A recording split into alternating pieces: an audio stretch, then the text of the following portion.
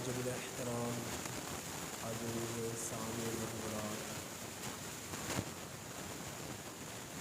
حضرت عمر بن خطاب رضی اللہ تعالی عنہ نبی کریم اللہ جل جلالہ کی بارگاہ اقدس میں ایک خاص دعا کا سوال فرماتے ہیں۔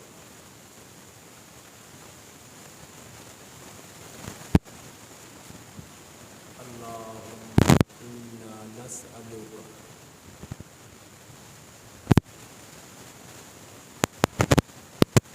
شہادۃ فی سبیل اللہ۔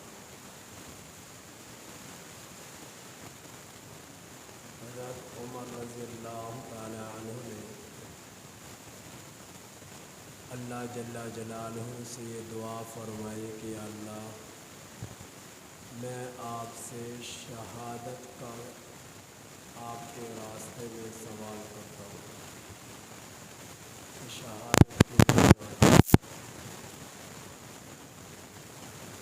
اور دوسری دعا یہ فرمائی کہ موت آئے تو مدینے میں آئے۔ شہادت مستقبل بہت بڑا اعزاز ہے جسے نصیب ہو جائے،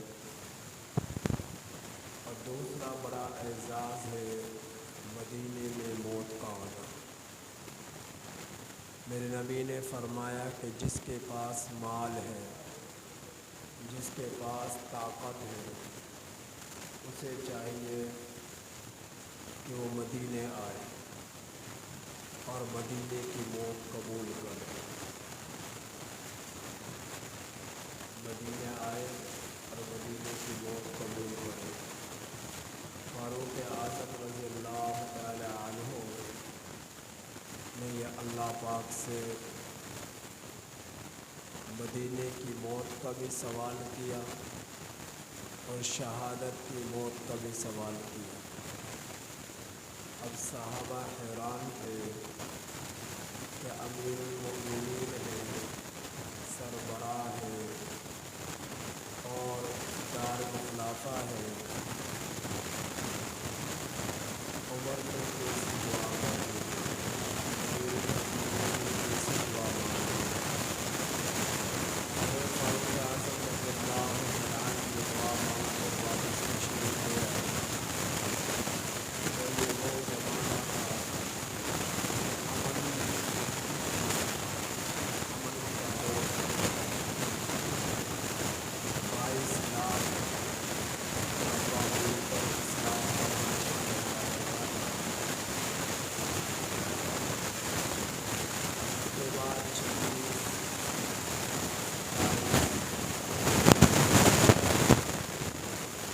فاروق اعظم رضی اللہ تعالیٰ عنہ فجر کی نماز کے لیے تشریف لائے۔ موت کی ابتدا ہوئی، شہادت کی موت کا وقت لگے۔ تو امن کا دور تھا، تو آپ کے پاس ایک شخص آیا جس کا نام ابو لؤلؤ فیروز مجوسی ایرانی تھا۔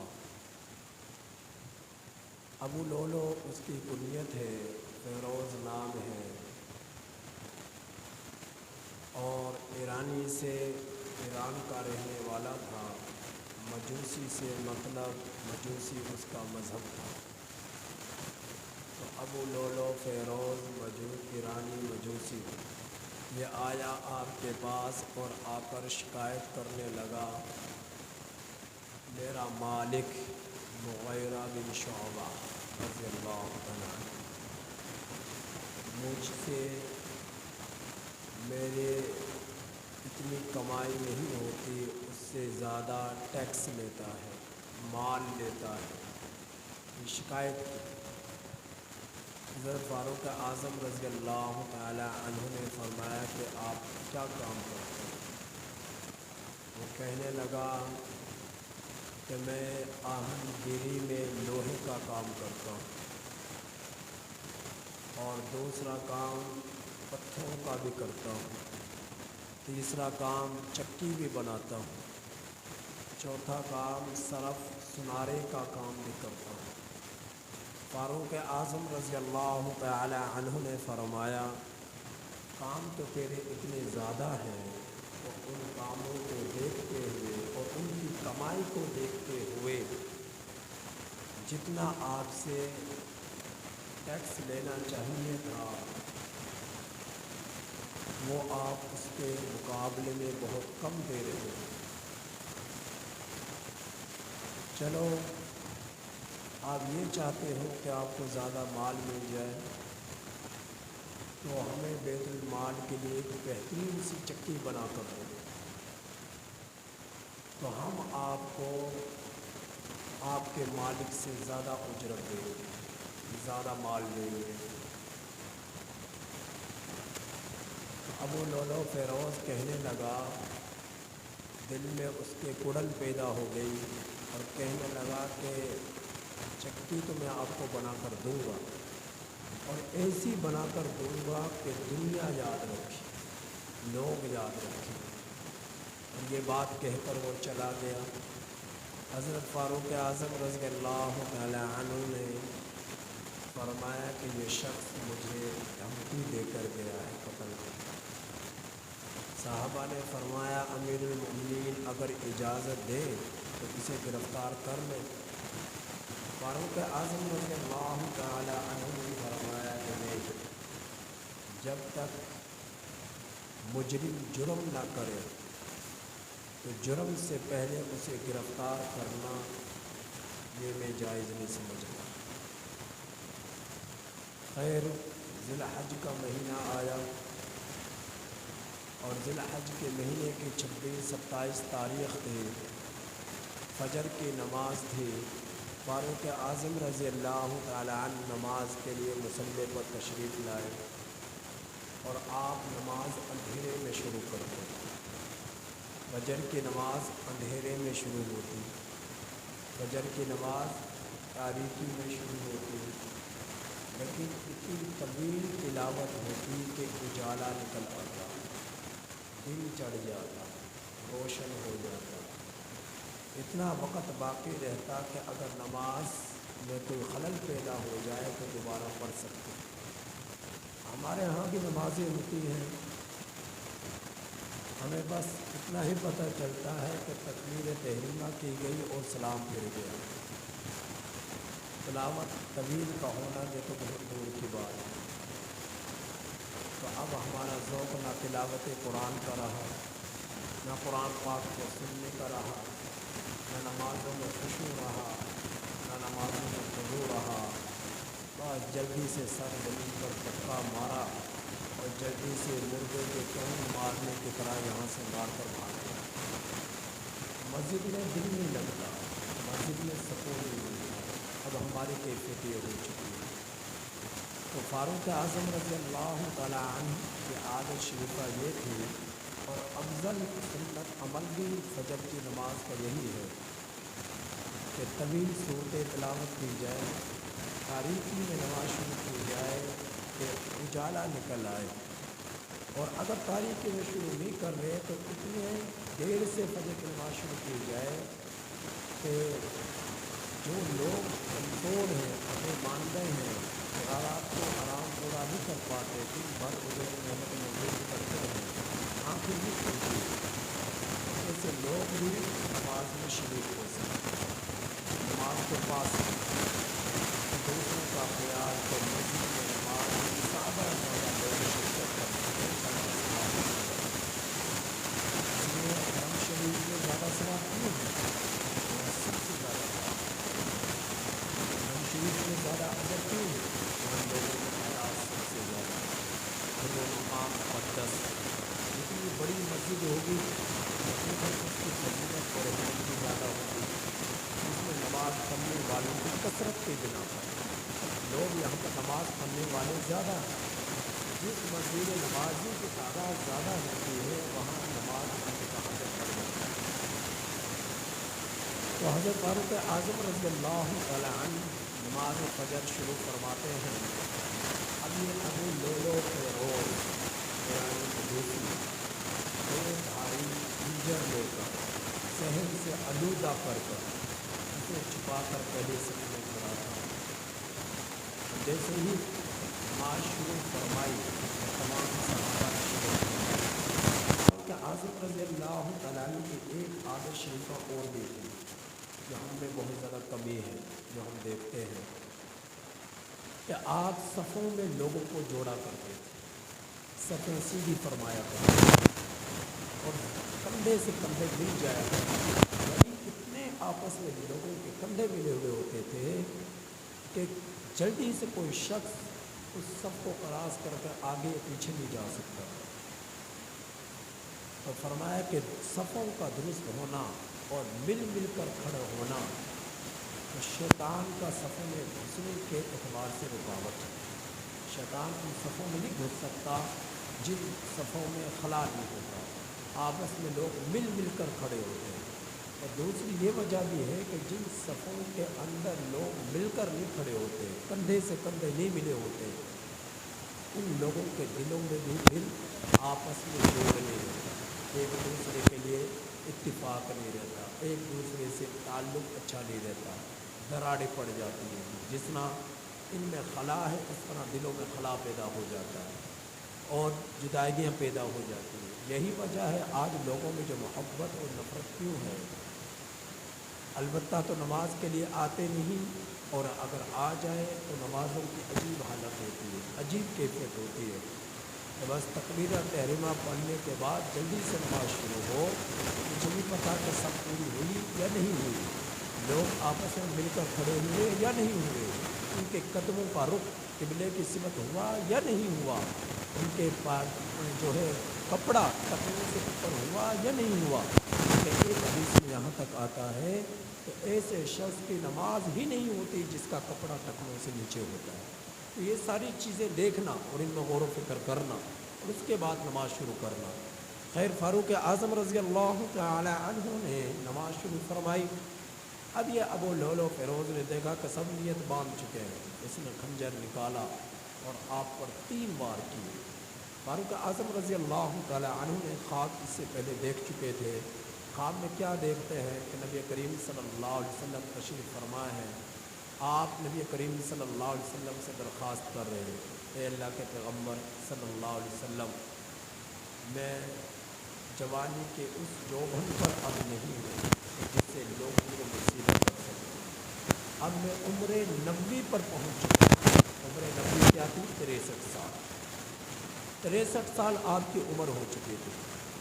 خلفاء راشدین یعنی ابو بکر صدیق رضی اللہ تعالیٰ عنہ، فاروق اعظم رضی اللہ تعالیٰ عنہ، عثمان بن عفان رضی اللہ تعالیٰ عنہ، حضرت علی رضی اللہ تعالیٰ عنہ، ان چاروں خلیفوں کی عمریں نبی کریم صلی اللہ علیہ وسلم کی عمر جتنی تھی، یعنی جتنی میرے نبی کی عمر 63 سال، اتنی صدیق اکبر کی عمر 63 سال، اتنی فاروق اعظم کی عمر 63 سال، اتنی ہی عثمان بن عفان رضی اللہ عنہ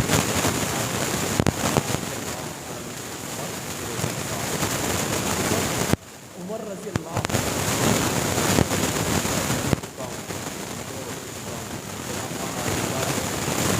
عمر جوانی کے اس جوبن پر نہیں ہے کہ جس سے لوگوں کو سیدھا کر سکے۔ اب دل چاہتا ہے میرے پیغمبر میں آپ کے خواب آ جائے، یا آپ خواب میں دیکھتے ہیں۔ پھر آپ نے خواب دیکھا ایک مرغا ہے، اس مرغے نے 3 ٹھونگے مارے، تینوں ٹھونگوں سے خون بہنے لگا، تو ابو لولو فیروز نے 3 وار کیے۔ یہ تعبیر تھی مرغے کے ٹھونگے مارنے کی، جو خون بہہ رہا، 3 وار کیے، اور 3 وار اتنے خطرناک قسم کے کیے، ایک تو وہ خنجر زہر آلود، اور دوسرا اس نے اتنے زوردار طاقت کے ساتھ اس سے وار کیے کہ اندر کے آنتیں جو تھی وہ کٹ گئے، جسم کو چیر کر رکھ دیا اس نے۔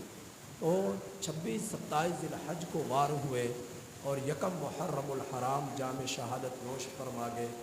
آپ جب بستر پر تشریف فرما تھے، اس سے پہلے جب آپ زمین پر گر گئے، عبد الرحمن بن عوف رضی اللہ تعالیٰ عنہ آگے بڑھے اور نماز کو آگے جاری رکھا، اور چھوٹی چھوٹی صورتیں پڑھا کر آپ نے جلدی سے اسلام پھیرا۔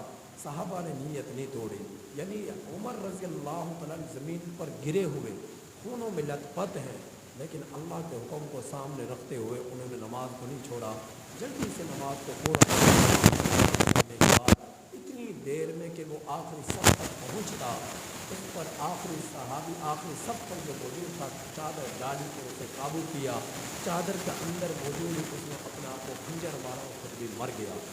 اب دو رکعتیں پڑھنے میں ٹائم تو تھوڑا بہت لگتا ہے، چاہے چھوٹی صورتیں پڑھی، لیکن چونکہ صفیں گھمگین تھی، ان میں خلا نہیں تھا، اس کے لیے نکلنے میں دشواری تھی، تو اس سب سے پہلی سب سے پیچھے کی طرف بھاگتے ہوئے جو شخص بھی اس کے سامنے آ رہا تھا اس پر اس نے وار کیا، 17 صحابہ پر وار کیا۔ 17 صحابہ میں سے 9 صحابہ رضی اللہ تعالیٰ عنہم اجمعین وہ تھے جو اسی وقت جام شہادت نوش فرما گئے، باقی زخمی ہوئے، یہاں تک کہ وہ آخری صف پر پہنچا اور آخری صف میں صحابی نے رضی اللہ تعالیٰ عنہم اجمعین نے جیسے اسلام پھیرا، چادر کو پکڑا اور اس کے سر پر ڈالا، چادر کے اندر اسے دبوچ لیا اور اندر ہی اندر اس نے اپنے آپ کو خنجر مارا اور خود بھی مر گیا۔ پھر اس کی میں آگے تحقیق میں نہیں جاتا۔ فاروق اعظم رضی اللہ تعالیٰ عنہ کو بستر پر لایا گیا، آپ پوچھتے ہیں کہ نماز کا وقت ہے یا گزر چکا؟ بتلایا گیا کہ ابھی وقت باقی ہے، جس سے کیا معلوم ہوا کہ اگر نماز پوری ہو جانے کے بعد دوبارہ اگر کوئی پڑھنا چاہے تو اتنا وقت ہو کہ نماز پڑھ سکے۔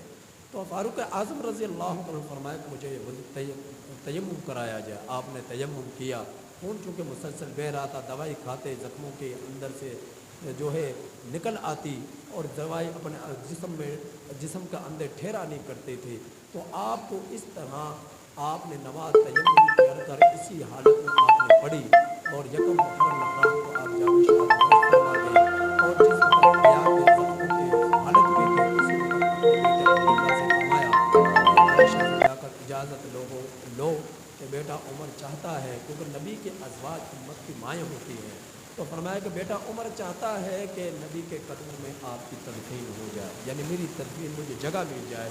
تو عائشہ رضی اللہ تعالی عنہ نے حجرہ شریف کے اندر چونکہ اپنی لیے جگہ چھوڑی تھی، اب تک محرم تھے، نبی محرم تھا، صدیق باپ تھا، محرم تھا، تو اپنی لیے جگہ چھوڑی ہوئی تھی کہ میں اگر وفات پا گئی تو میری تدفین یہاں پر ہو، لیکن فرمایا کہ اے عمر تو وہ ہے سبحانک ھذا بہتان عظیم، جب لوگوں نے مجھ پر بہتان لگایا تو سب سے پہلے آپ نے گواہی دی کہ پاک ہے آپ کی ذات، آپ سے ایسا کام ہو نہیں سکتا، ہر جزاء الاحسان الا الاحسان، احسان کا بدلہ احسان ہی ہے، کہ آپ نے مجھ پر احسان اس وقت کیا جب لوگ مجھ سے دور ہو چکے تھے، تو میں آپ کے لیے اپنے لیے جگہ کو آپ کے لیے وقف کرتی ہوں، آپ اس کا استعمال کر سکتے ہو۔ آپ کی شہادت ہوئی، شہادت کے سے پہلے بیٹے کو وصیت تھی، ہو سکتا ہے میں زندہ تھا، میری حیات کی بنا پر انہوں نے اجازت دے دی ہو، جس وقت میری میت کو حجرہ کے قریب رکھا جائے، اس سے ایک مرتبہ پھر دوبارہ اماں جان سے پوچھنا کہ اگر اجازت ہو تو میں اندر چلی جا، مجھے اندر میری تدفین ہو جائے۔ حضرت عائشہ رضی اللہ تعالیٰ نے فرمایا کہ قربان جاؤں عمر پر، کیسا عادل حکمران تھا، مرنے کے بعد بھی کسی کی زمین پر قبضہ کرنے کو مناسب نہیں سمجھ رہا، تو ہو سکتا ہے میں امیر المؤمنین تھا، زندہ تھا، تو اس کی بنا پر اجازت مل گئی، تو موت کے بعد بھی دوبارہ اجازت طلب کروائی کہ میری موت کے بعد اگر اجازت ملے تو تدفین کرنا وغیرہ نہ کرنا۔ میرے واجب احترام عزیز دوستو، فاروق اعظم رضی اللہ تعالیٰ عنہ وہ اللہ کے پیغمبر کے نبی کے صحابی تھے، احد پہاڑ پر تشریف فرما ہے، زلزلہ آیا، ہلا، نبی نے زور سے قدم مارا اس پر پہاڑ پر اور وہ تھم گیا، فرمایا کہ تجھے معلوم نہیں تیرے اوپر اللہ کا ایک نبی ہے، 2 شہید ہے، ایک صدیق ہے، اور صدیق سے مراد صدیق اکبر رضی اللہ تعالیٰ، شہید سے مراد عثمان بن عفان اور فاروق اعظم رضی اللہ تعالیٰ۔ اسی وقت احد پہاڑ اپنی جگہ پر ٹھہر گیا، تو اسی وقت یقین ہو گیا تو عمر فاروق رضی اللہ تعالیٰ کو کہ میں یقیناً ایک دن جامع شہادت نوش فرماؤں گا۔ اللہ پاک سے دعا ہے کہ اللہ تعالیٰ ہم میں سے ایک اور صحابہ جیسا جذبہ نصیب کرے۔